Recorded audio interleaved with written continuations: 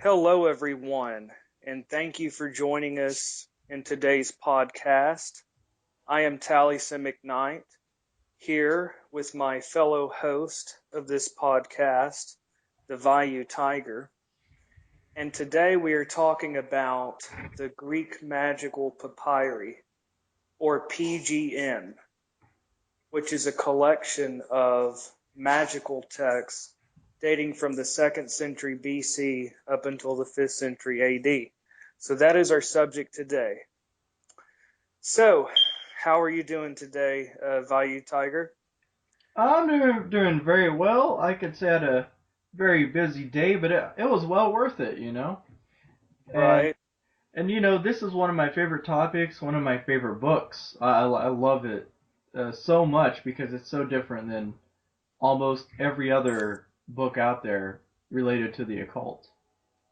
I agree. I would consider this one of the most important texts out there for a practicing magician or for just a scholar that wants to understand Western esotericism.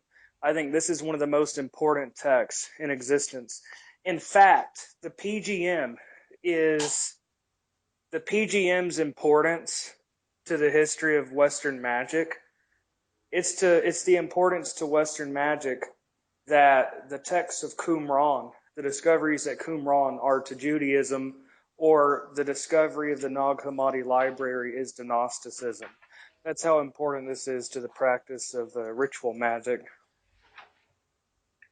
Exactly. And we before we go into the history and the spells, I believe we have to discuss the format of the book. Sure, This this sounds was fair. This was compiled by Hans Dieter Betz, and he got the world's top translators and professors to translate parts of the book. Now, this is fragmented, so when you see three dots, it doesn't tell how much is actually fragmented, how many lines or how many pieces of the papyri. And also, if we go through this, there's places in here that says NN. This is where you insert your name most of the time, but it's also interchangeable with the will, if you will, too. Right. So, what we actually have is a vast variety of collections that are compiled together. Again, these are these papyri are magical texts that date all the way from the 2nd century BC up until the 5th century AD or CE. So a large portion of this belongs to what would be called the Anastasi collection. That's the major portion. Jean d'Anastasi, who lived from 1780 up until 1857, is believed to be of Armenian birth. He was a Swedish diplomat at the court of Alexandria, and he collected a large collections of papyri from Egypt and shipped them to Europe, where they were auctioned off to museums, such as the British Museum in London, the Bibliothèque Nationale, and the Louvre in Paris, and the museums in Berlin and Leyden. And, of course, Jean Francois Mimo, he also obtained PGM3 and sent it to the Bibliothèque Nationale in Paris. So basically, there were a bunch of Greek manuscripts, some demonic, that were sent to different libraries and museums. And these were gradually, over time, published in books in the original Greek and Latin. And then different scholars would come along and publish different parts of the text over time. Um, so there were so many people that played a part in its translation and in its publication. They were working on it during the World War I and World War II era. And, you know, you mentioned Franz Dieter Bates. I mean, Yeah, there was a and lot that went into this. and at the time, especially before World War II, when a lot of this came out already, they left out the demotic spells. Oh yeah, they didn't include the demonic spells at first. Even when they were part of the same papyrus, they were left out at first. But the text that, the most popular translation that we have, which was the most popular translation that we have, which is actually available on Amazon and different places. Um, this text actually contains the demotic spells as well. And this text, basically, it wasn't published and translated per se, but it's edited by Hans Dieter Betz. Like I said, a whole bunch of people played a role in the translation and publication, but yeah, so we have the Greek Magical Papyri in translation, and it includes the demotic spells as well.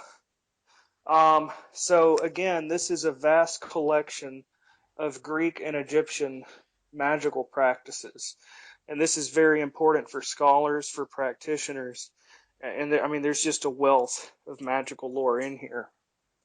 And one thing to keep in mind is in the format of this book, you're going to hear us talking about a format like PGM 39, 1 through 21.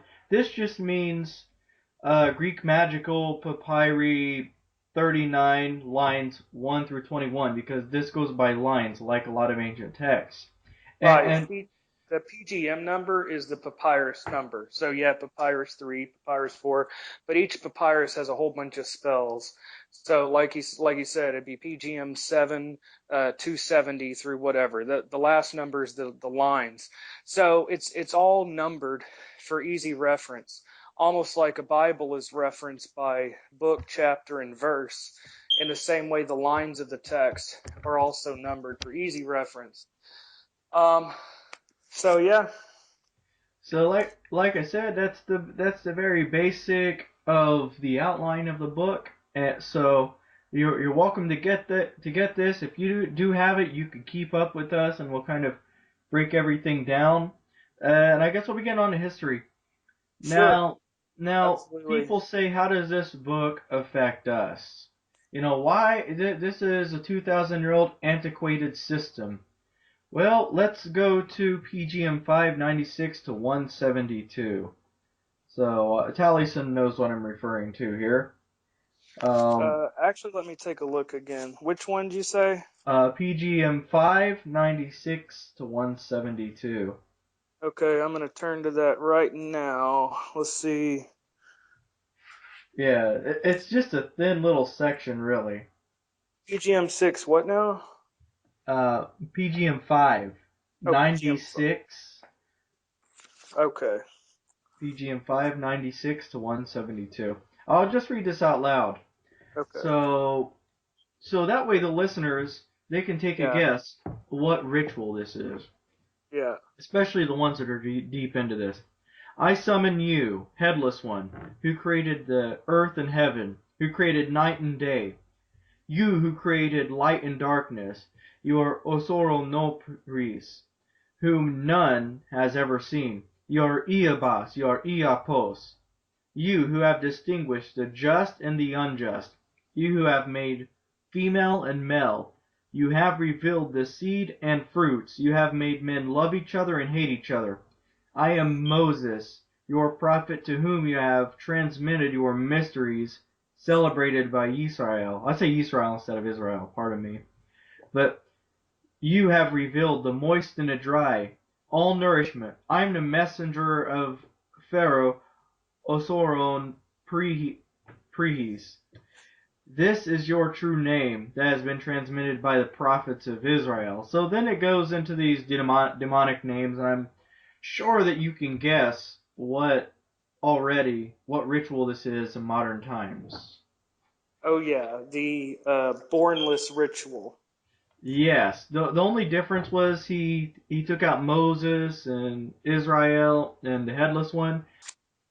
One of the most important things that you can draw from the PGM and comparing it to the magic of the grimoires, such as the Key of Solomon, um, and then also looking at the magic of the Golden Dawn and later ceremonial magic, you'll notice magical names of power or magical words that are used in the evocation of spirits and all of that, and the grimoires. Well, it's interesting that you see nomina magica or divine names throughout the PGM. But since you mentioned that, it's very interesting that PGM 596 through 172, obviously you see what would become Liber Samek in the Bornless ritual of Aleister Crowley and all of that. But you notice even the god names are the same. It says, I call upon you, awesome and invisible God, with an empty spirit Arogogo Abrao, Soko Mudorio Falarkayo. I mean, it goes on. I mean, it's the same, a lot of it. Arbatio, Rebet, Atele Berset, Abalatha, Albeu. I mean, it's a lot of the same, even the divine names. So you could see that Liber Samek in the Bornless ritual is taken straight from the PGM. So that's pretty cool. And you're going to find when you read this book an entire plethora of cultures in here Yep, because you're going to find a lot of people, especially society, when they think of Greek, they think of the Parthenon. right. They think of the Olympics. But the Greeks were a very open minded people. So were the Egyptians and the Jewish people. They were very open minded and they worked all in unison. So they really all drew off each other, being around the Mediterranean with trade. And this is the period in the height of Alexandria, and I consider this for that period to be the cult capital of the world. And as we said, in a previous recording of this, where the audio sort of held, um, it was Taliesin who pointed out that this was like religion shopping, if you will. You walk through the market, and you'll see a Jewish cult, you'll see the cult of Mithras, you'll see an Egyptian cult, and there was so much going on here. This is at the time where knowledge was valued. This is where they had spells. This is where they had their own initiatic rites, and plus we see Babylonian names in here, Christian names. You'll see the name of Jesus. You'll see Adonai. You'll see so many. Erish Kegel, which is a Babylonian deity. So just keep in mind that when you pigeonhole a lot of these people just based off the history, you have to think of the period that this comes from and how much of each culture that this comes from.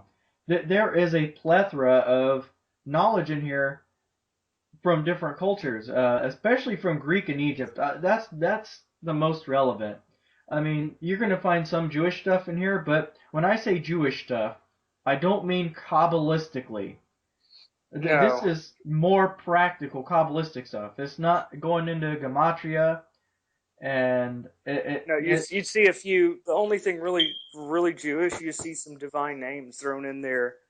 And it's actually kind of funny because like the ritual, you'll see like a bunch. It's like a pagan Egyptian ritual to deal with an Egyptian god, and then in the divine names, it'll throw in there Yao Sabao, which Yao is a Hellenized form of Yahweh Sabao, you know. But what you're saying, that's very true, is that in the PGM, you notice Greek names for deity, Egyptian, Babylonian, Jewish, and even some Christian stuff in there.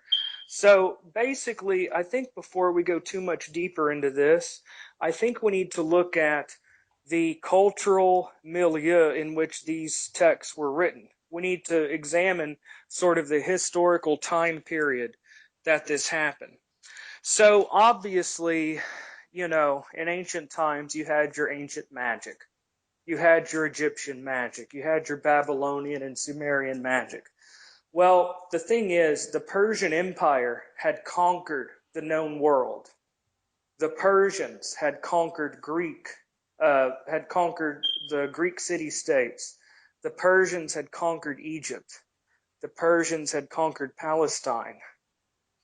Um, so Alexander the Great rose up and fought against the Persian Empire. And what Alexander the Great did is that they had conquered the Persian Empire, and this spread Greek culture. So you ended up having a Greek or Hellenistic empire that spanned.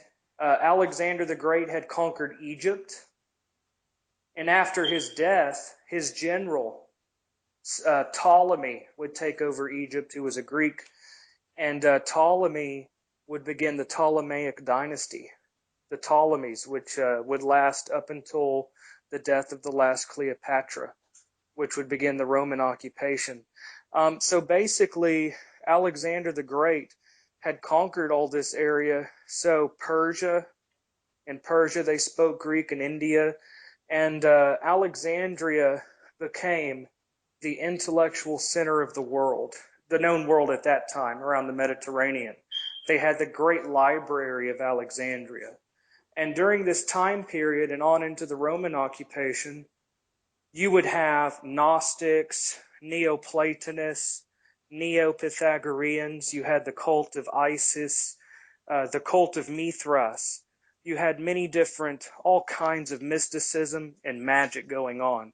And this is the time period that you get the PGM. Certainly Gnostics, Neoplatonists, Neo-Pythagoreans. This was the ritual magic practices collected from this time and place, from 2nd century BC up until the 5th century in Egypt.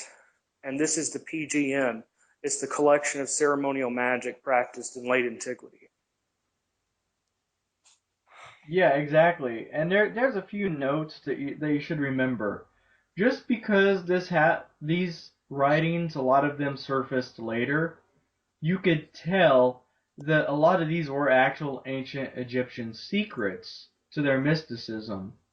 There's one that's excluded from this, papyri that is, or papyrus I should say, and that's the Leiden papyrus, but it was a part of this.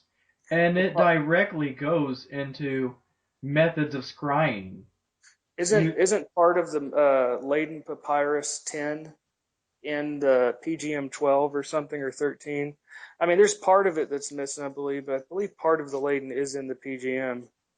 Possibly, but I know that the actual PGM text that we have out there, the Leiden papyrus, it came Yeah, from this same time period. yeah, Uh, and that was an alchemical text, right? Um, People no, it's actually a scrying text. It's hard to describe. It's where you Yeah. get a child and you have the child look into the water and the child scries for you. Hmm. And then the face of Anubis appears, and we're gonna touch on that form of magic a little later. But these are obviously secrets that were just kind of hidden. That so this is a gem. We are so lucky to have this, and these just so happened to resurface when it did, and we're lucky to have this because Augustus kind of went on a spree and he burnt a lot of magical texts, and this is Oh really yeah. the remainder of what we have from that burning in Egypt of texts. So if you have the PGM in your hands, this is a special book. Jake Stratton Oh, Kent told me that this is the find of the century. This is something that's very, very special and probably the most important occult book. well, I would disagree with you on one point. Well, according to Suetonius, Augustus Caesar had burned a bunch of magical scrolls in the year 13 BC. According to Suetonius, Caesar Augustus did this in 13 BC, but a large portion of the text reach all the way up until the 5th century AD. So I wouldn't say that this is a remainder of that, but I would say that people have tried to suppress and outright destroy this knowledge. As you mentioned, Suetonius said that Caesar Augustus, had burned a bunch of magical texts. It says burned 2,000 magical scrolls in 13 BC. And if you look in the book of Acts, chapter 19, verse 19, right there in the Bible, it says that in Ephesus, a whole bunch of ex sorcerers burned their scrolls publicly. It says the value was 50 drachmas, which a drachma was a silver coin about a day's wages in Ephesus. So, in Christians, whenever they saw a heresy, including their own Christian heresy, such as Gnosticism, they would try to burn it out and destroy it, stomp it out. So it's amazing that these texts are still, are passed down onto us. I mean, it's amazing. And the scary part is these are just so fragmented that Yeah, when we look at how fragmented these are, they still have so much knowledge and insight to the ancient world, to this ancient system. And the reason why we understand a lot of this culture by this text is because we are defined, our cultures are defined by specifically the things that we produce. What are they produced fast? Are they produced slow? What's the quality that they're produced, and what's the ideas being published? And things like that. So based on the content of this work, when we look at the spells, love spells are prevalent. Spells for health, spells for creating illness. I mean, there's an entire plethora of spells in here. Spells to produce dreams. So these were truly a mystical people that believed in a literal magic, and they probably had a different worldview than what we had today of what magic was. yeah, and there's something I'd like to insert here is that this text is not just for you know scholars of Western esotericism and its history, like in academia, nor is it simply for practitioners and people interested in occultism. It's important for those that want to understand ancient ancient pagan religion. Because, for example, our knowledge of Greek religion, our knowledge or our perception, our view of ancient Greek religion is highly colored, if not biased, by you know, the classical mythologies of the intellectual elite and by the excavation of state temples. But this magic practice gives us a glimpse at the practice of ancient Greek and Egyptian magic and sort of the folk religion. You see a Gothos daimon in many of these texts, which seems to be morphing into kind of a different deity, but that's another matter. But you're catching a glimpse at the practice of magic and religion in late antiquity. And what really amazes me about this text is that it shows just how ancient many of our modern magic practices are. It looks. I think that this shows the this shows the predecessor of the magic of the grimoires. I think that this is the source of the magic of the Key of Solomon and all the later grimoires of spirit summoning, because you see in a pagan context the summoning and controlling of spirits in the PGM. So this bridges the gap between the practice of paganism and the grimoire tradition of spirit summoning. This shows that ancient Greek and Egyptian pagans would summon and command spirits and various daimons. Um, so I think that this is the predecessor for modern ceremonial magic and summoning demons and grimoires, and also the creation of talismans. Magical objects and spirit summoning seem to be the two base methods, the two main things that you'll see throughout the PGM: the creation of magical objects such as talismans and amulets, and the summoning of spirits. Yep, and there's a few other footnotes, and I guess we'll dive into the spells that I'd like to mention here. Sure. First of all, there you have a few basic ingredients that's almost going to be used in every spell. That's laurel, also bay leaves.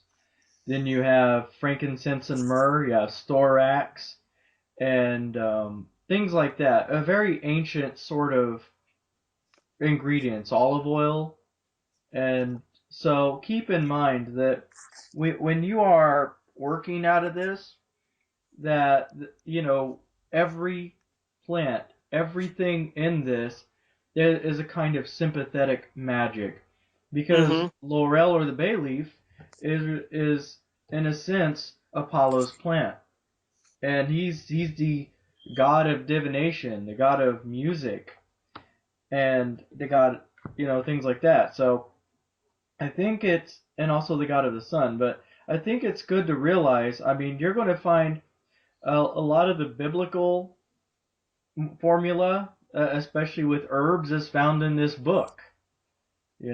So Yep. that's how ancient this is. That's how special this book is.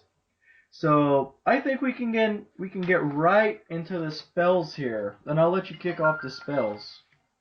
Sure. You want me to kick it off? I can do that. Yeah, Um, yeah. How about we dissect a prayer to Helios to kind of give a base to, because I think that's a good general basis to understanding the rest of the spells. which prayer to Helios? I've got a general Um, consecration. PGM 3494. Okay, well, why don't you start off? Yeah, okay. Well, I'm there right now. This is a spell to establish a relationship with Helios. And we're going to cover this and cover more, but by far, out of everything that's in this book, to establish a relationship with Helios, it covers the basic outline that you're going to find in most spells, and it has extra formula that you're going to find in other spells, which are structured a little differently. So this is a happy medium. So let's do this. A procedure for every rite for all things. For whatever you want, invoke this way. And he instructs us to say, come to me, from the four winds of the world, ere traversing great God. Hear me in every ritual which I perform, and grant all the petitions of my prayer completely, because I know your signs, symbols, and forms, who you are each and every hour, and what your name is. I'm going to read the first 2 hours here, and we're going to break this down. In the first hour, you have the form and character of a young monkey. The tree you produce is the silver. The tree you produce is the silver fir. The stone, the apanos, the bird, your name. So there's a fragment in between there. The bird, that's blank. Your name, Farour. In the second hour, you have the form of a unicorn. The tree you produce is the Persea. The stone, the pottery stone. The bird, the hollow Uchakon on land, and the Ichneumon, and her name is Bazatepot. But that's just the first two lines. It talks about the the stone, the animal, and the tree. And once again, this is very sympathetic magic. This is also a very shamanistic and a very pagan sort of feel too. But associating this with an hour is at the same time very ceremonial.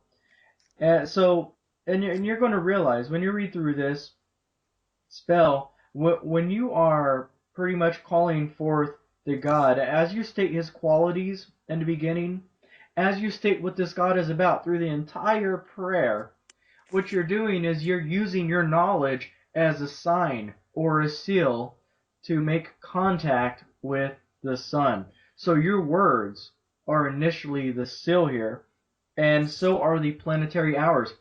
These are like the secrets of the sun. These are the meanings of the sun. When you get a demon and the key of Solomon, or the lesser key of Solomon, that is the seal you summon it by. This is the same concept. And this is almost the same as the planetary hours. And so I would like to make that clear, and we'll go to Taliesin. Yeah, a couple of things that I wanted to mention about that passage that you just read. Um, First of all, like you said, it mentions that there are different names and images for Helios during the different hours of the day. So here you see an ancient pagan source, or an antecedent at least, it predates it, of the planetary days and hours, or the dividing of the hours in the day, and assigning the different hours to different spirits, different angels or demons, like you would in the later ceremonial magic tradition. Here in this text to Helios, there are different names and images applied to the sun god. So I've read this in some other texts in the PGM. This is actually kind of common. In another text, which I don't have in front of me right now, but it describes how the first hour of the day he takes the form of a cat, and his name is this. Um, so basically, I think what you might see here is the beginning of assigning different divine attributes and different spirits to the different hours in the day. And Yeah, yeah, I agree. yeah, and then another thing you notice is the use of different names in order to summon it. I call upon you in your name this or this. So the use of nomina magica, or divine names, in the planetary hours, you see a correlation here in late antiquity in the PGM. So that's very interesting. And I think that we can conclude that the spells were a little bit different. While some people may recite poems, or while others just may light a candle and use a mantra, prayers back in the day were the spells, and they recognized prayers as spells Oh because yeah, I mean that's an incantation or an invocation or a charm was a spoken rite or ritual in order to, create effects or changes. You see it in the exorcism rituals of the Catholic Church. What the priest will do to cast out a demon or whatever is he'll use different, the use of orations or prayers all the way into ancient Babylonian times, with different curse tablets and stuff. Spoken spells are very important. They were certainly believed to hold power within themselves, at this time. yeah, and it kind of let's revert, or at least let's go to modern time, or not really modern, but let's go to the latter 19th century. I think Crowley said it best when he says the magician inflames himself in prayer. This is the exact concept he was talking about. Yeah, and inflaming yourself in prayer has to do with having your mind so absorbed in the deity in utter devotion. I think it's kind of like a bhakti yoga type of thing, a devotional to a deity, to where your whole mind, your whole being, so that instead of just a dry reciting words like a play, I call upon Helios. It's not just saying words. You have to inflame yourself in prayer, meaning you're not just reciting a bunch of words. You're filling it with emotion and devotional energy, and really using those words to transform your consciousness. You know, it's a state of gnosis. It's a state of inflaming yourself in prayer. So I think that's a very important and valid point, that incantations and reading something is more than just a casual reading. Um, but then again, I think that's, you know, that's very true. Yeah, and in the book of Abramelin, Rabbi Mahiril, he writes something very, very important here. Although as we can see remnants, I believe, of the PGM and the old magic system still in the Dark Ages in Egypt, I would like to make the point that he says you pray from the heart. Yeah. If you don't know how to pray, then to attain the holy guardian angel, then it's not going to work. You pray to God from the heart. And that's what this is. So this is a very crucial part to this. So we covered the prayer and pretty much the planetary and the sun hours here. So Right. So, this, so in other words, though, you know, not just in the PGM, but even in later periods, you would still see this certain theme that it's important to inflame yourself and to the use of words. So you see this in modern magic as well, even though you also see a counter movement to which kind of diminishes these things and makes it all just subjective and sort of takes away the numinosity of it all. But you have different cultural tides, within a society. Um, but that one, if I can dive into this for a second, go for it.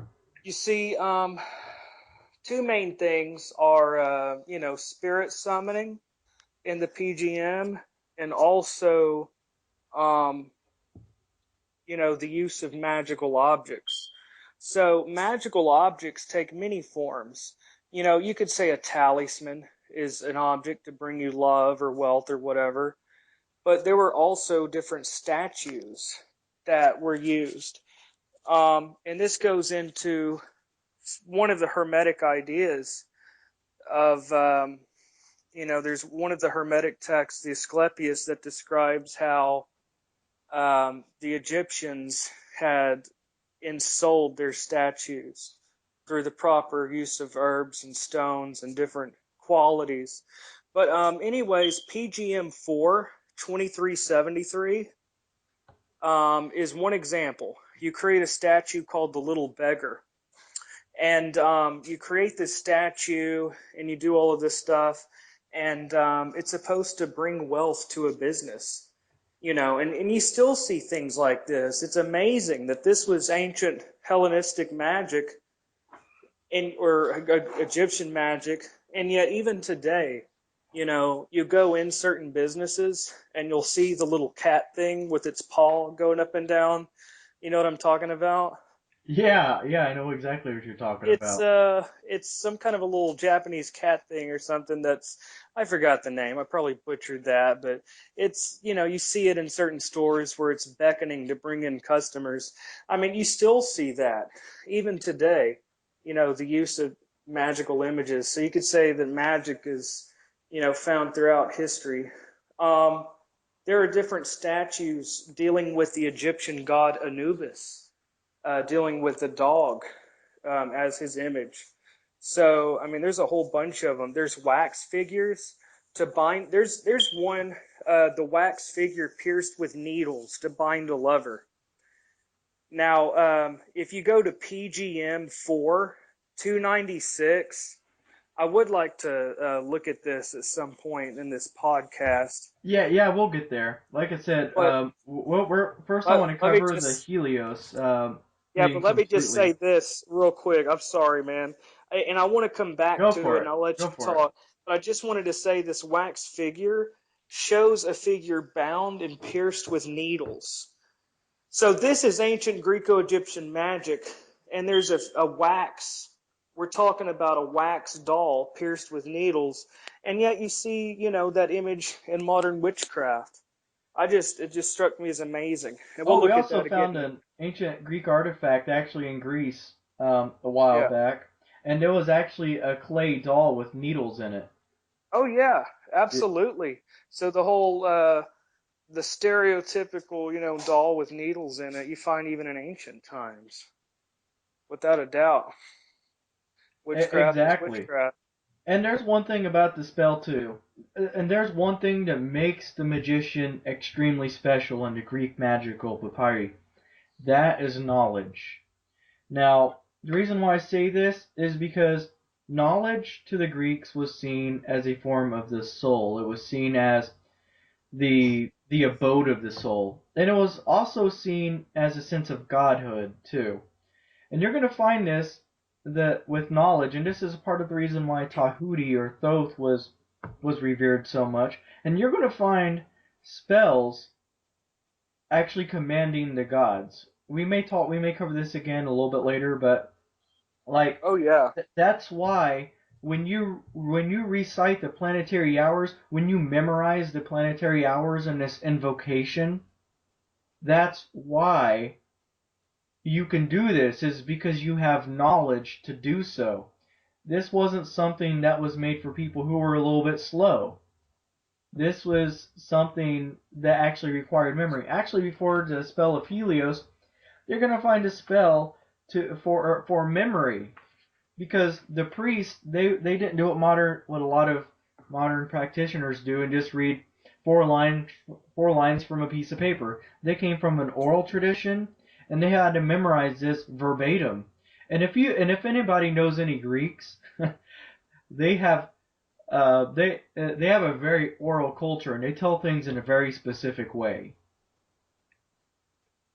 Right. And another thing is a lot of the priests, a lot of the Egyptian priests, when they weren't doing temple service, you know, they freelanced as magicians on the side.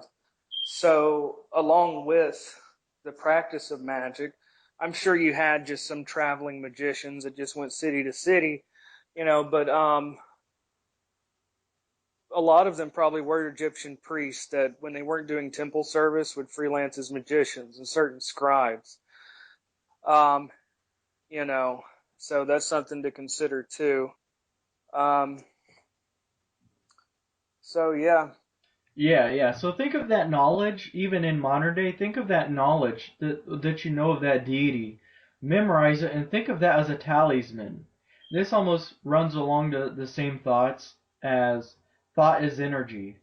Thought is manifestation, and oh and yeah, and that the soul lives in the mind. Just remember that. So when you say to know, to will, to dare, to be silent, or when you know these other maxims, or when you know the quintessential element, as some people call it, but just remember what that means, and remember how much confidence goes into being a magician when you're doing the PGM. right. I would definitely agree with that. And something that you mentioned that I think was so important was that having the idea of a deity, or having the idea of the working in itself as a form of talisman. Um, I don't know how to better put that, because I mean, I think that that's one of the leading secrets of magic, is your idea and your associations that you build up during the process of the purification and the fasting, and all of this. This is you know almost like you're building up a form of the idea the whole time, and it's increasing and increasing. So I think that's the main purpose for a purification period. um, so a lot of times in the grimoires, and even in the PGM, it mentions, wear this when you are pure, do a purification. So when you spend 10 days with abstinence, and the daily prayers and the fasting, it really prepares your mind and helps you just give one pointed focus to the upcoming ritual. you know so I think that's very important. Exactly. So I guess we'll kind of move on from here, because um, but there is one thing that I do want to, at least one more thing that I do want to cover. There's a specific line in this that astounded me as soon as I read it, and I'll never forget it. It's one of the most powerful lines in this. Yeah. Now, if anyone doesn't know, Helios is the sun.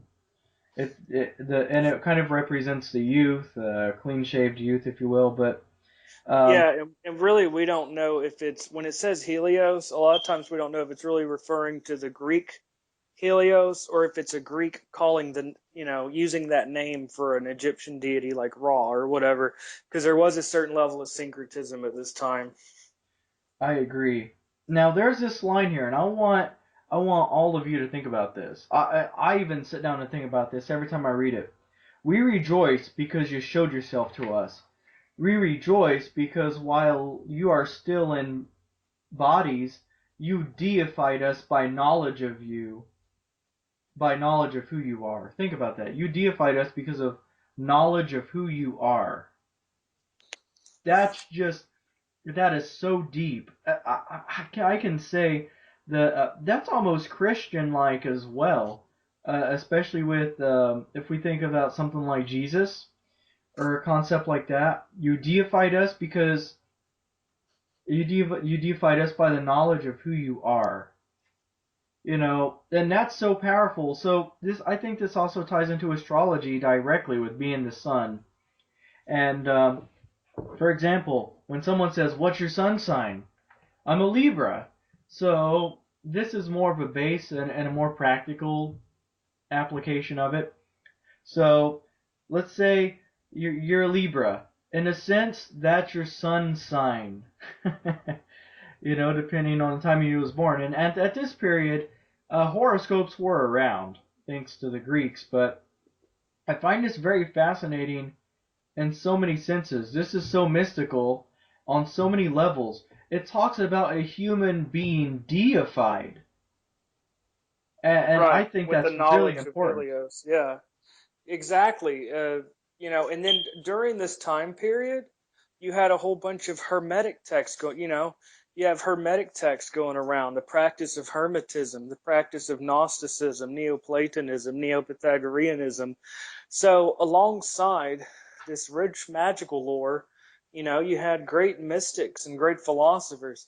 Now that's not to say that all the texts are based in a mystical practice. I don't think that's the case because a lot of them look like they'd probably just be by a practicing magician that probably made money going city to city. But you do see certain parts of the PGM that do portray this deep mystical aspect.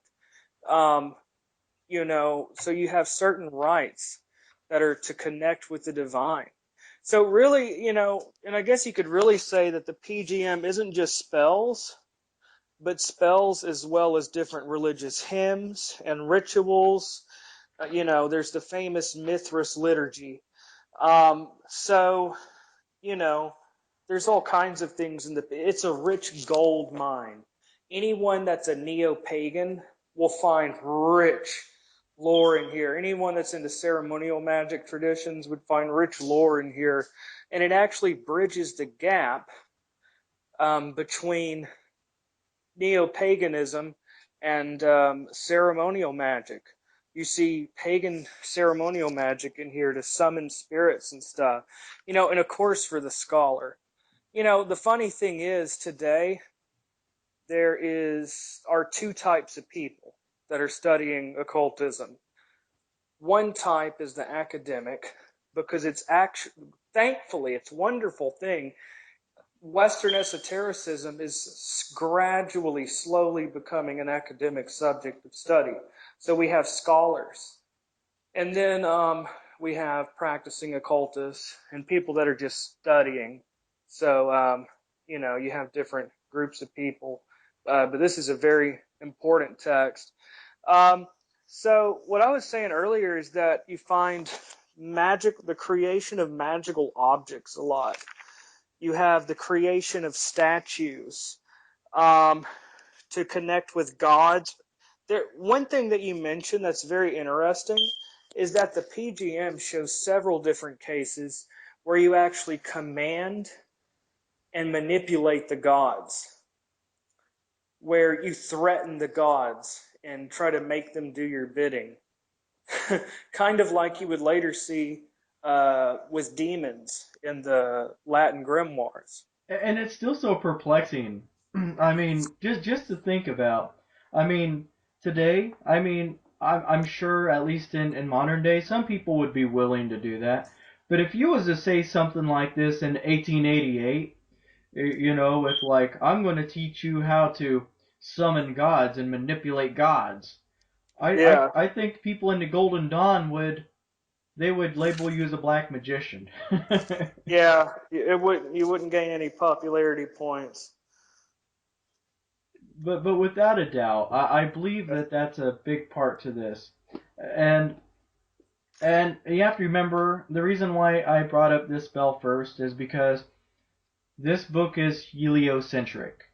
It's mainly heliocentric, but it Do also you mean focuses. do you mean the astronomical model, or you mean, in other words, it's a lot of sun worship? Is what It's you mean? most of it is sun worship, or a good portion Right. of it is. But with all of that, I think that we have to remember that this is primarily sun based. But then we have to look at the other great luminary if we're going to look at the sun, and that would be Selene or the moon. Yeah, you see a lot of that in there. And also, of course, you see a lot of working with Thoth and with Asclepius. Oh yeah, and that makes sense because knowledge being the key to knowledge of medicine and writing, science, mathematics, all Right. being the root to civilization, and Asclepios being the god of medicine. I mean, that would make Right. total sense.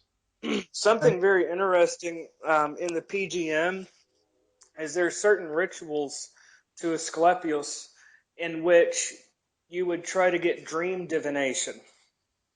And they had dream temples in ancient Egypt, um, which in which you would basically dream to get a cure for whatever disease you had. But it's interesting that so that may be a distinctly Egyptian practice, where in the PGM you can see in late antiquity there were certain magical rituals designed to get a divination or an oracle in a dream from Asclepius or from some other god.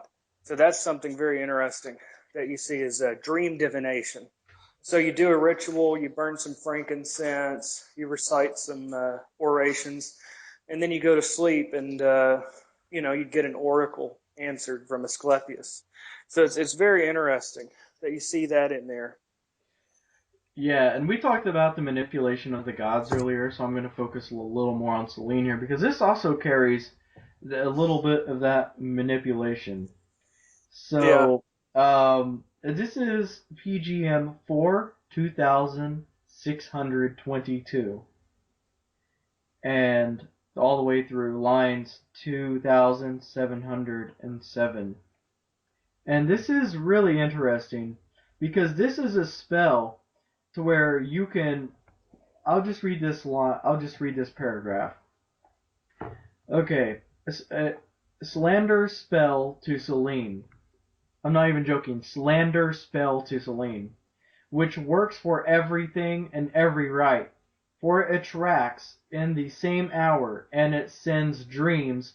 It causes sickness, produces visions, removes enemies when you reverse this spell, however you wish. But above all be protected by a charm, and do not approach the procedure carelessly, or else the goddess is angry. So what this does is you're in this spell, you're literally saying, "Hey, Celine, this person uh, just made fun of you. This person just disapproved of you." And you'll read that in this. It's so crazy, especially once you read the actual incantation here. For you, the woman, and then you put your name in there, burns. Some hostile incense goddess, the fat dappled goat and blood, defilement embryo of a dog, and the bloody discharge of a virgin, dead and timely, a young boy's heart, and barley mixed in vinegar, both salt and a deer's horn, mastic, myrtle, and dark bay, and mix at random. Now, pretty much this is a curse. That's what this is. This is a curse, and it's just kind of crazy to think that when we read this spell, that it shows the dynamics of the culture then and the culture now and how much it has changed. Like if someone did you wrong, I would say for the sake of survival. I mean, 2,000 years ago, things were much worse. We're lucky to have the science we have today, and but back then, it's kind of just a funny to think about that culture. They would curse you immediately. It's kind of like But what are the main reasons why you don't kind of piss off a voodoo practitioner? Because there's not that filter that's found in New Age and modern movements. Yeah. I mean, within hoodoo and voodoo, I mean, there are many people that don't do anything negative, but at the same time, there isn't for like say in hoodoo, there's not the same like a Wiccan Rede or something, you know. In a lot of these traditions, black magic is just all part of it, and basically you just have to cleanse yourself, do what you have to do to repel it, and to keep it from affecting you. But yeah, you see a lot of curses and all kinds of stuff in here. In the same way, I don't think that you would have anything like a Wiccan Rede that was prevalent among many of these magicians. But check this out: PGM 5 213 through 303. Uh, if you want, I'll wait for Okay. you or for I'm going those for it right now. listening. Okay, for those listening, PGM 5 213 through 303. If you're in this book. And if you don't have the book, then you need to get it. PGM 5 what? 313? 213. Okay, I'm there. Okay. And while I'm at it, let me tell my listeners, because this is going to be on my channel, if you want to hear some cool stuff about occultism, be sure and subscribe to Vayu Tiger's channel as well. I'll give a link in the description box, and you'll do the same thing on your channel, right? Oh, of course. Yeah, so if you're on his channel, look in the description box and you'll get a link to my channel and you can subscribe to me. If you're one of my viewers, look in the description box and you'll check out his channel. So, yeah. Anyways, PGM 5 213 through 303. Hermes' ring. Okay, this is the creation of a magical ring. And of course, magical rings would be very important in magic. In the Testament of Solomon, it describes how King Solomon commanded the demons with a ring. You see it throughout the grimoire tradition. But of course, this is different from that. All I'm saying is that magical rings would always play an important role. But anyways, this is Hermes' ring. I don't know why it really calls it Hermes' ring, because the interesting thing is that you threaten the sun god. And then it shows certain threats towards Osiris under his epithet of Hesius. So you're threatening a god. Basically, it's a spell, and I'm not saying anyone should try this at home. Uh, Kids, don't try this at home. I'm not saying do this, okay? This is bad, but I'm saying it's interesting to study this magic and see just how ballsy they were, that they're willing to command and threaten gods. So I'm not saying anyone should try this.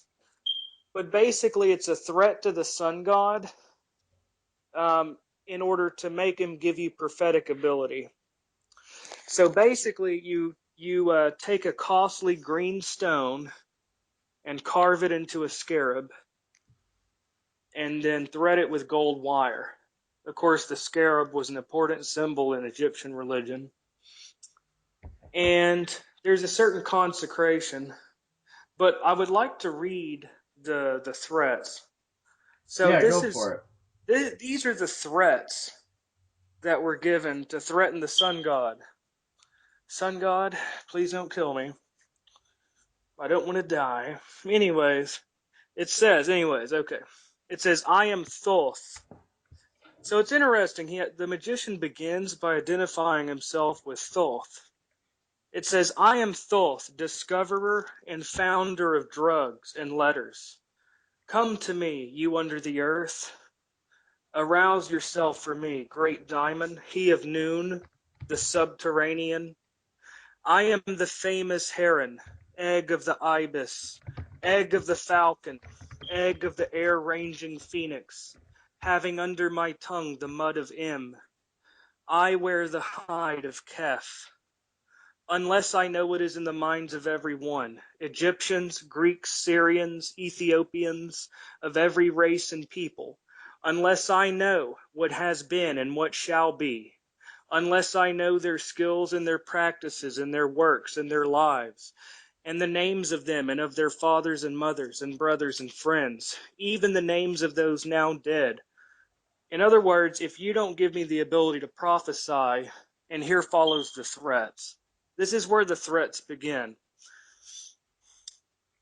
I will pour the blood of the black dog face, as a drink offering in a new faultless jar, and put it on a new base, and burn under it the bones of Hesius.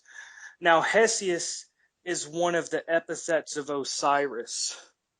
And I will shout in the port of Busiris that he remained in the river 3 days and 3 nights. Hesius, that's Osiris, that he was carried by the current of the river into the sea, that he was surrounded by the waves of the sea and by the mist of the air. It's talking about Osiris now. Your belly is eaten by fish, and I will not stop the fish chewing your body with their mouths, nor will the fish shut their mouths. He's talking about fish the eating the body of Osiris. Then it says, I will take the fatherless boy away from his mother. In a footnote, it says this is referring to Horus and Isis. The pole of the sky will be brought down, and the two mountains will be one. So the magician is threatening to disrupt the cosmic order, basically, and destroy the universe. I will let Anaxosis Anoixis loose against you, and she will do what she wants. The magician says, I will not let God or goddess give oracles until I, insert your name, know through and through what is in the minds of all men. So basically, that's pretty bad. Like, you're straight up threatening the gods if they don't give you the ability of prophecy. So that's pretty wild. And again, this is a pagan precursor to what would later appear in the Latin grimoires for summoning and commanding spirits and demons and, controlling them. Exactly, and I think we should really touch on the basis here because you bring up something really important. Demonology in this period. Yeah. Demonology in this period isn't the same as it was during the Roman Catholic period, or as we see it now. Um, Daimon means spirit. You have good spirits and bad spirits, and they have specific words for this: kakodaimon, uodaimon, and what's amazing about this is a spirit was a spirit.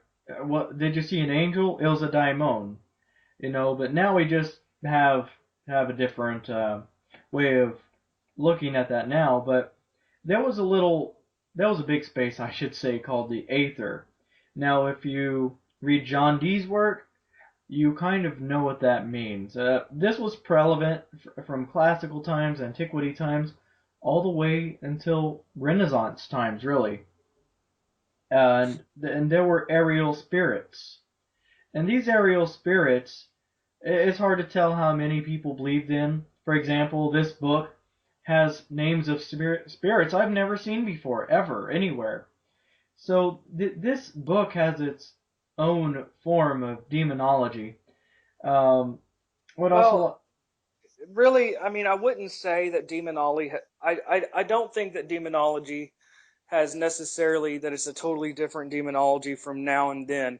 It's I just meant that I meant like theoretically, with the belief well, system with the demons. one one culture, one specific culture's demonology took over, and that was the Judeo-Christian demonology. But you see from the Testament of Solomon, which was written around the same period, that there was a clearly defined demonology within the Hebrew tradition. And then, of course, you have the books of Enoch, which are pseudepigraphical writings. Um, so I'm just saying you did have Hebrew demonology. It's just that in the PGM, you see a lot more pagan stuff. Yeah, It's more what I it's more mean by this pagan.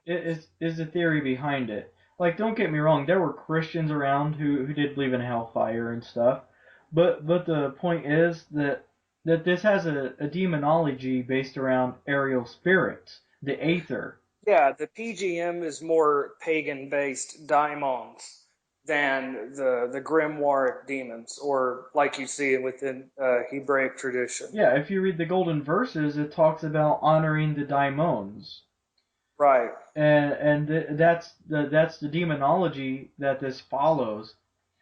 I'm Um, not sure if I would call that demonology per se. I I mean, can't really find a better word for technically, it. daimon is the root for the word demon. But Yeah, I would still hold to the more modern traditional view of demonology as dealing with grimoire spirits than with the daimons of the Greek folk religion. I would yeah, not say that those were demons. Even though the word is etymologically basically the same, I would not say that this is a demonology per se. yeah. I just can't find a better That's word to describe it. that's just semantics, though. I Yeah, mean, I really can't find a better word to describe it. Other than when you're dealing with spirits, yeah, and they're called daimons. I mean, like I said, this is two different varying views here, but I'm sure they get the idea. It's just the whole study of the spirits and gods. You have different levels, even in but Gnosticism. you agree that these are not the same spirits that you have in demonology. You don't see Satan and Asmodeus in there, for example. Oh, of course not. I mean, I'm Right. sure So I mean, that it's a different set of may spirits. be a different form of them somewhere, but Yeah. not the same concept be behind them. If No, that these makes are any sense. spirits from Greco-Roman religion, not related to the different set of spirits. Just like in voodoo, you have certain sets of spirits called luas, and then within Lukumi you have orishas, but orishas are not the same as the lua. Um, just like there are certain spirits honored in South American religion.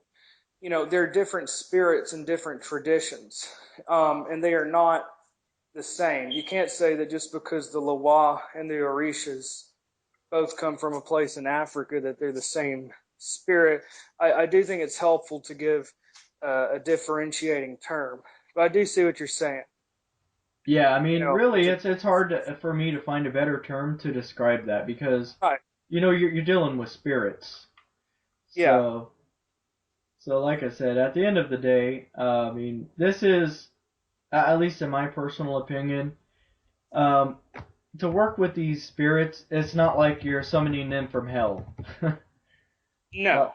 Well, like the even a signs. lot of the Goetia spirits weren't quite like infernal, like in that case. A lot of them were neutral. But yeah, it's a different set of spirits. Yeah, so I thought we would, and that's for anyone who actually decides to work out of this or is Yeah. studying out of this system. So there's a few things I would like to cover here as well. We have a um, now I don't think I'm actually gonna dive to this into PGM, but there's a lot of Greek mythological heroes here, such as Pythagoras was so revered they even added a spell to him, and having visions was huge for the people, dreams and everything as you could tell prior.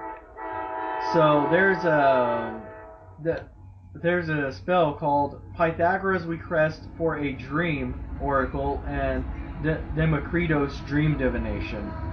And this is interesting because when you live in a world where you don't have meteorology, where you can't see where disease is bred, and things like that, to where you don't have the internet to say, oh well, Russia's invading Ukraine, or in today Syria's invading Egypt. you know, I mean,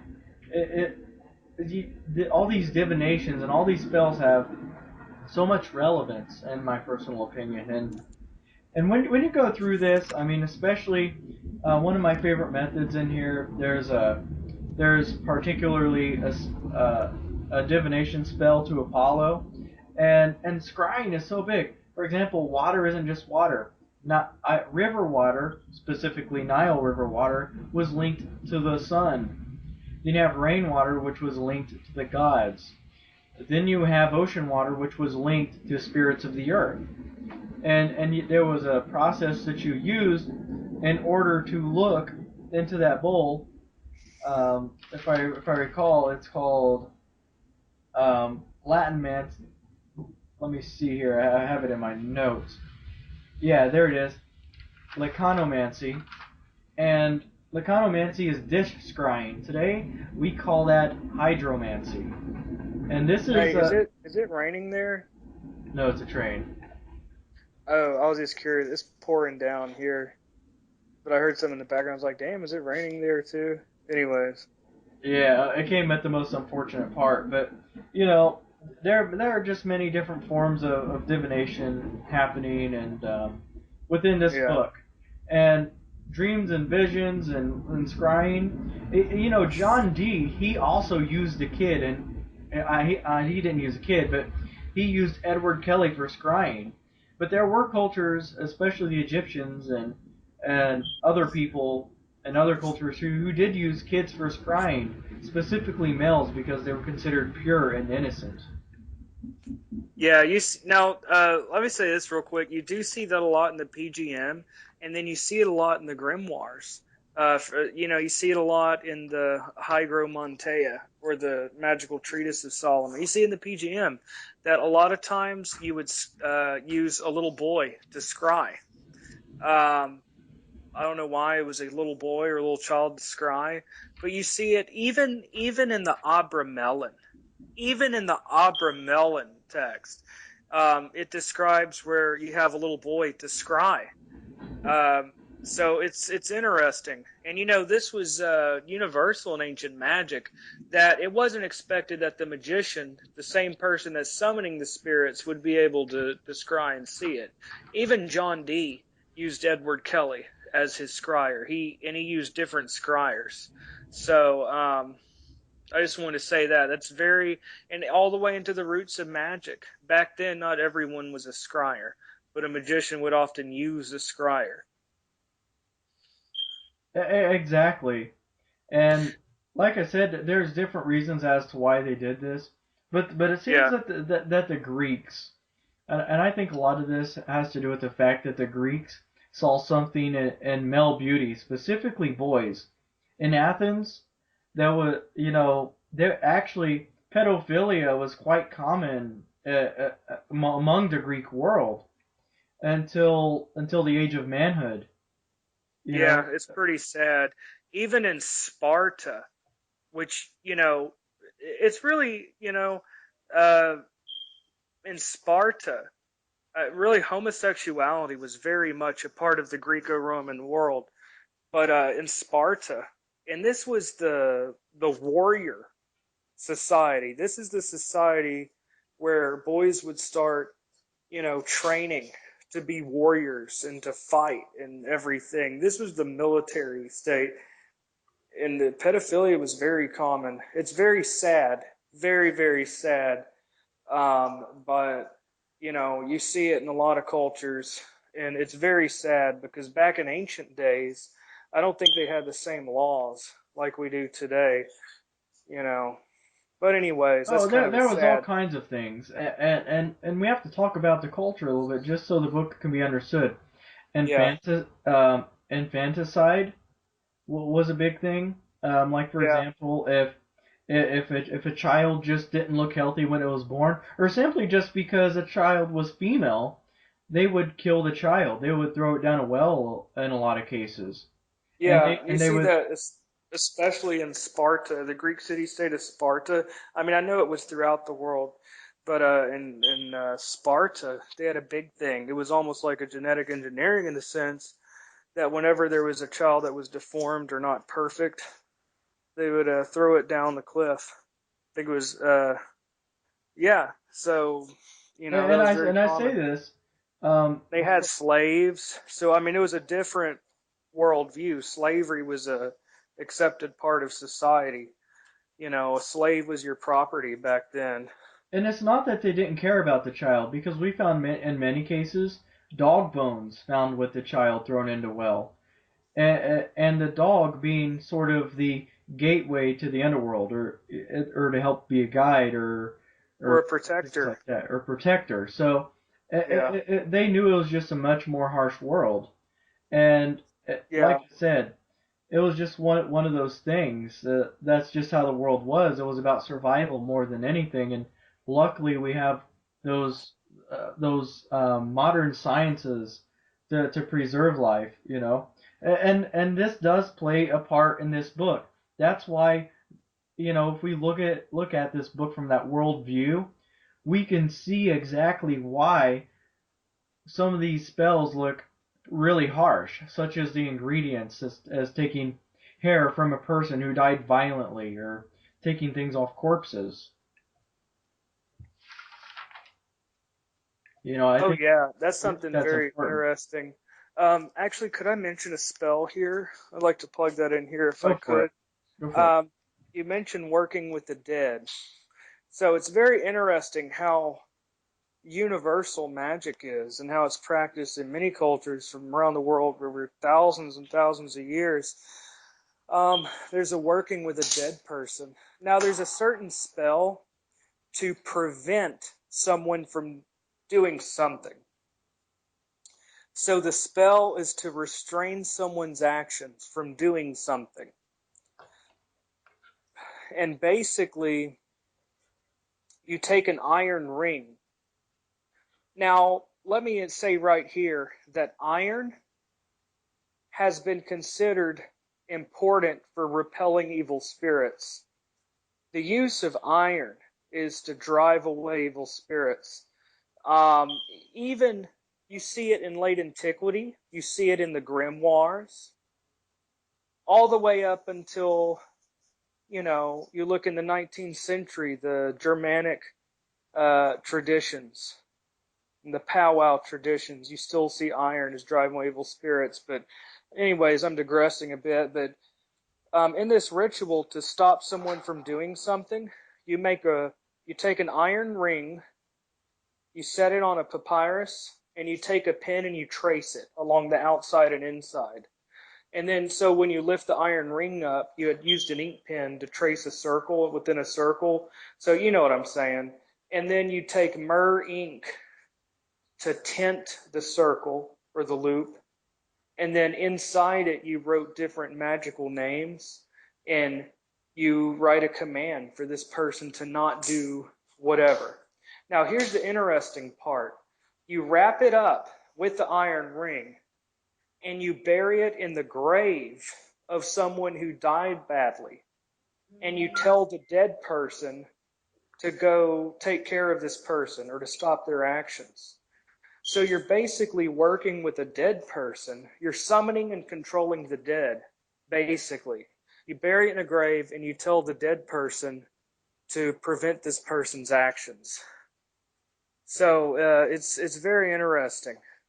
So you have a working with the dead, or a necromancy, not in the technical sense of divination with the dead, but I guess you can kind of call it necromancy, even though it's not divination. It's working with the dead, or summoning or doing magic with the dead. So that's pretty cool. And it's kind of funny you bring that up, because there's some really dark spells in here. There's one spell. Even if a woman has a lover, there's a spell to get her, saying that you're only on her mind, that she can't stop thinking about you, that she can't sleep thinking about you, and things like that, and that she Yeah. won't want anyone You, but you. and you see that, actually, it's interesting that you mentioned that, because you see that a lot. Even in ancient Greco-Egyptian texts, the PGM, all the way up into modern magic, you see in the coercive love spells. And I'm not saying that people should do that. I think it's kind of immoral. But, anyways, you see that description. This person will not be able to sleep or to eat for thinking of me. The goal is to make someone so in love with you that they can't even think straight, basically. And that's one thing that really struck me about the book, and the spells too. A lot of it wasn't based around lust, you know. A lot of it actually had to do with love. I want this person to love me, and I Yeah. thought that was quite curious, really. Yeah. Yeah, it would be used by people that were in love with someone where it was unreturned. And we all know, well, hopefully not everyone knows, but a lot of people have experienced it at some point in their love, that unrequited love sucks. So, and that would be a powerful driving force, back then or even today for someone that's in love with someone that doesn't love them back to want to go pay a magician, to cast a spell. You know, I don't take clients. I mean, I study magic and I practice it because to me, you can't understand something without practicing it. You cannot understand a set of practices without trying them out or doing them. For someone to just be a scholar and study magic and not practice what they're studying is like someone studying a bunch of instructions to put something together and then not doing it. You know, I've got so many people. Yeah, that's it. I don't take clients or anything, but I get so many people. The number one thing I get asked is for people to do a love spell for them. You know, you And it get that just all kind the of time. shows you how much we've changed, from 2,000 years ago. And Or yeah, or that we haven't changed, that we still have the same motivational forces, you know, working within us, the same motives driving magic. Not saying that magic is always based in that, but even back then, that was a big reason why people would go to a witch or a sorcerer or whatever. and I think this draws on another topic that we accidentally looked over, and Ah, even in the introduction it talks about this, that a lot of this magic from the Greek Magical Papyri, the made some of it was very traditional religious magic, people who actually followed certain religions. But then you have those independent magicians or priests that would just mix things together so much, and that were like pseudo scholars or even as the priest would call pseudo magicians. So actually, Hans Dieter Betz, this is my opinion, but he seems to have a kind of a disdain for them, if you will, which is really interesting. And I think the love spells, some of them are what apply to the independent magicians here rather than the priesthood. I think there's right. high odds for that. Mm-hmm. Yep, without a doubt. Now, there's another topic here that I want to go into, and that's the use of the Jewish names here, and Judaism in this. Now, there's actually a spell called the Charm of Solomon that produces a trance. In PGM4 850 900 to 929. I So it mean, mentions Solomonic magic in there. That's cool. yeah, I mean, I think there's so much to this. This work was so far ahead of its time. If we look at the right here, there's Hey, what? another Sorry, hold on. Let me get a pen. Hey, do you have a pen? Hey, what was that PGM number for the Solomonic thing? PGM4 850 Four 850 to what? uh 929. 450 to 920. Yeah, 850 to 929. Okay. Yeah, 850 to 929. And Okay. and there's also something that kind of struck me. I'm not going to conflate this to Dark Age alchemy or anything, but there's also a spell to make a gold tincture, and that's PGM 12 193 to 201. I mean, that is so alchemical in so many ways. It's just so hard to fathom. And I think stuff like this really makes you wonder: were they ahead of their time, or were we just slow to get the information back? I think that's a Well, real question.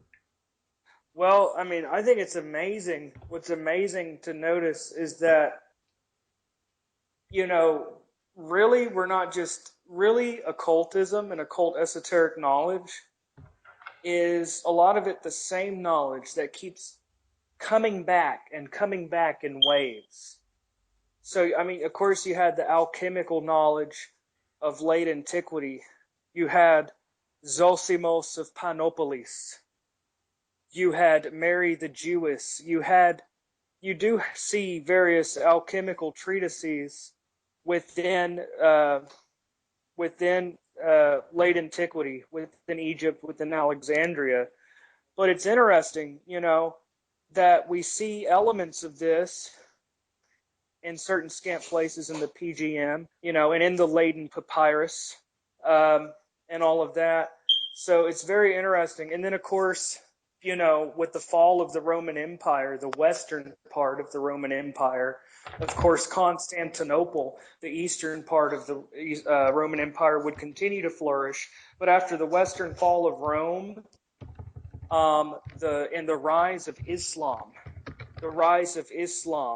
the Muslims had conquered Palestine, had conquered Egypt, and therefore Alexander as well. Muslims had conquered Egypt, and finally conquered Constantinople, and carried this Greek learning on alchemy and magic and all of this on up into Muslim Spain, and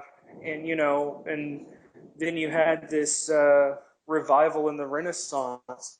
But and so alchemy would pop up again as centrally important. In the 16th and the 17th centuries, you had certain the Rosicrucian furor in 17th century, and later writers mixing that with alchemical stuff. So it's interesting. In today we have alchemy and Hermetism. So this knowledge never really died. It's just popped up again and again. But it's just so interesting to see ceremonial magic and alchemy and all these things practiced 2,000 years ago, right there in the PGM. It's really amazing. Yeah, I can't say that it's too common in the PGM, but I can say that it is in Right. there. You know? Right, exactly. It's you'll see very little alchemy in the PGM, but it is interesting that you do see, and there are other texts dealing with that as well. You do see these things in ancient times. Yeah, and this kind of draws me to the next point. I want to talk about the vowels and pretty much just shapes that you make with letters. Now there is the famous abracadabra square. There I've read different translations of what it means. I will as I create, I am as I create, or there's different variations of it. But what's amazing is this wasn't the first triangle. That in this book you're going to find a plethora of triangles, diamond shapes, circles, and even you're going to find letters shaped as hawks. Multiple letters just shaped as hawks, like a letter collage. And this is really amazing. And a lot And of times, these different shapes would be used on as inscriptions on talismans and stuff like that, and on paper talismans and stuff like that too. So it's very interesting. and a Like you lot of say, times they have vowels on them too, because yeah, vowels they seem to be really sacred to deity. This was something that I inferred after reading this, that the vowels are so sacred, and with what they mean, it's kind of like a treat. It's not as conflated. I wouldn't conflate it to the Hebrew reverence of the Hebrew letters, but there's a sort of reverence there for these vowels. yeah, and some would say the seven sacred vowels would be ascribed to the seven planets as well. Yeah, I completely agree. Wow, we actually went through this faster than what we did the last time, and it was a little more on point. I like Yeah, I that. think that this second run through is better, and I think that we've covered a lot of ground. I believe it's more systematic, and I think it's better. I like Yeah, it better. so I think we should actually go into the next two sections, and that would be how we can apply this to modern times, what we can take away from it, or maybe what we can modify to this, maybe for personal practices. And for Yeah. that, I would highly recommend you guys to get Stephen Skinner's book on this, techniques Yes. for Uh, uh, tech Greco. Techniques of Greco-Egyptian Magic Yeah, by Stephen Skinner. Very good book. Techniques of Greco-Egyptian Magic by Stephen Skinner. Um, the text actually helps to organize. a lot of the PGM. It's very helpful, because the PGM can be kind of overwhelming. To read along with it, Stephen Skinner's Techniques of the Greco-Egyptian Magic. He gives an introduction to it and kind of helps you to understand the body of knowledge and how it all goes together. So I think that any serious magician needs to have the Greek Magical Papyri in translation. Um, but anyways, of course, for the modern magician, people, in other words, people that aren't just going to read the text, but are going to put them into practice. Because why study something? Why study a set of instructions if you're not going to try them out? Um, but, the thing is, my attitude is I'm one of the historical people. I'm a history buff. I love history. I just think it's kind of cool to do things in a way that they were practiced in ancient times. I really think it's up to the individual. Some people may just want to take some magic squares out of there and adapt it to their own ceremony. So there's no limit. You can go be as traditional or as not. But like I said, I'm just a person. I'm a history person.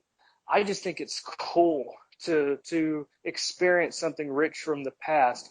And the thing is, if you take the more traditional route, like me, then every once in a while you'll find something that's difficult to find. But for the most part, we have way more access than people did back then to get a lot of these items. Like, could you imagine being in a village and just getting frankincense? But much less all these things. Whereas today, if you don't have something, you can just buy it online. You can buy it on eBay. I just bought a sheet of copper from eBay to use as a talisman. So there are ways to get items. But at the same time, a person can adapt this however. You can use the planetary days and hours. So it's almost like you can build a modern ceremonial magic informed by these practices. And But yeah, I agree with you. I think that's the beautiful part, and we could get by with this for a big reason, because we could say it's a dead system. It's like Latin in a sense, you know. I mean, I Um, think it's living as long as it's being yeah, practiced. yeah. What I mean is like, yeah, it's living, but what I mean is it's so old that some of the stuff is maybe a little bit harder to get. And what not like there obviously that there's herbs, that possibly we won't be able to find, or maybe there's some sort of extinct herbs. And we live in such a modern world, if we will, to do that. A We lot of have this more access. We have more access to those things than ever before in the I history agree. of man. I mean, of course, there's something here and there. See, of course, there's something here and there that you may have never been able to get, or maybe you can't get right now. But for the most part, we have way more access than people back then probably had to a lot of these things. So ultimately, I think it's up to the individual how much they Exactly. want to innovate or go to the thing. But you know, just it's just a different perspective. Yeah, it's like Um, using you can use Latin in your personal practices. I mean, although Latin would be generally antiquated for unless you I lived in just don't know Rome. why you think it's antiquated though, or Well, dead, or like Latin. I I mean, don't think it's the I don't same think it's thing. completely antiquated. You have to understand where I'm coming from. I'm not saying all of it is. I think a lot of the methods are still used and have been used. Well, like animal sacrifice is Animal something that sacrifice, things I like would that. not. I think That's it's something that I would not want to include I think just it's because I'm an animal lover. I'm just saying it's highly adjustable. Right? Yeah, you This can is a adjust highly it however you adjustable want. system because it's so old. And Right. And like I said, um, yeah, I mean, there's a finer gray area. I don't necessarily see this as a black or white sort of thing, No, but exactly. That's what I'm saying is it's gray. You can include as much as you want or not. If you want to, just take a couple of passages and adapt it to your own ritual. You can do anything with it. Like there's no restricted thing. But I'm just saying it's up to personal taste and aesthetics as eh, to how close or how far you want to go. It's all up to the individual. But that's Exactly. like I was saying, some people would be more traditionally based, and then some people would just want to take one or two items, or maybe find some inspiration. So it's all up to the individual. Yeah, I agree. So like I said, I highly recommend this book. Let's say you're not going to use it. This is probably one of the most historical books on the occult that you're going to find anywhere. Oh yeah, Just read it for history's sake. If you're in Thelema, if you're into Golden Dawn, pick up this book and see where some of your practices came from. yeah, exactly. This is the roots of ceremonial magic, and it's amazing. I mean, this is I don't even know how to fully express how important this is. In other words, this isn't just like some magic book. This isn't like just some magic book. This is a vast collection of magical texts written from the 2nd century BC to the 5th century AD in Hellenistic Egypt. It's amazing. And what's really amazing is how many of our modern ceremonial magic practices, how similar they are. You have the use of divine names, the talismans, the summoning and controlling of spirits, amulets. It's all there. Astrological talismans, like you would later see in Picatrix. The use of wax figures and dolls, like you see in modern witchcraft. It's all there. So, there are differences and a different perspective, but that's what I think is the most amazing thing is you see how there is a continuous line of ceremonial magic that 2,000 years ago, a lot of these practices were going on. So I think that any serious magician, anyone that really considers themselves a scholar on this subject, needs to have the Greek Magical Papyri in translation. It's one of those books you just gotta have. Oh yeah, I completely agree. So I guess we'll close up the show right here. I want to thank all of you for listening. We pretty much dived in, I think, as far as we can dive into without Yeah, digressing like we did during the first failed recording. yeah, we So did. Yeah, but we might do some more on this. Thank you everyone for joining us, and I hope that everyone has a wonderful day.